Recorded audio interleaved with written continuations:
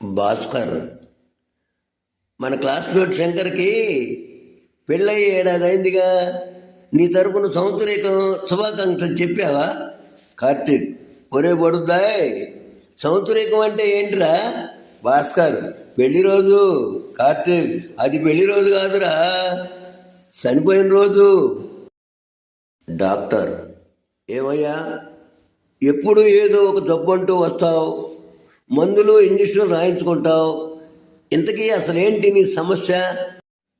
సుందరం, అదేమీ లేదండి, మీరిచ్చిన మందుల చీటీలను జబ్బుల ప్రకారం రాసుకొని మెడికల్ షాప్ పెట్టుకున్నాను.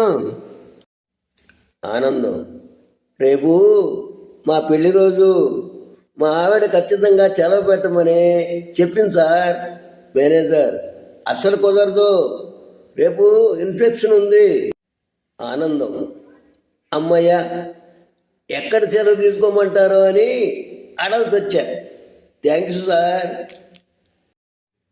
ప్రియ సతీష్ను హగ్ చేసుకొని చెవిలో ఇలా చెప్పింది. ప్రియ, బేబీ, నా గుండె చప్పుడు నీకు వినిపించేలా ఏదైనా చెప్పు. సతీష్, మీ నాన్న నీ వెనకాలే నిల్చుని ఉన్నాడు. మాట పూర్తవకుండానే ప్రియ కళ్ళు తిరిగి కింద పడింది. చెప్పులు కొనుక్కోవటానికి వెళ్ళిన పంకజం 5 గంటల పాటు షాపులో ఉన్న చెప్పులని ట్రై చేసినా ఏదీ నచ్చలేదు. చివరగా ఒకదాని సెలెక్ట్ చేసుకుంది. పంకజం, ఇదెంతో చెప్పండి.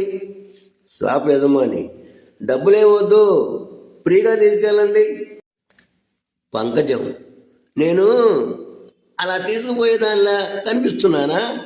షాపు యజమాని, అయ్యో, తప్పుగా అర్థం చేసుకుంటున్నారు. ఆ చెప్పులు మీరు వేసుకొని వచ్చినవే మేడం.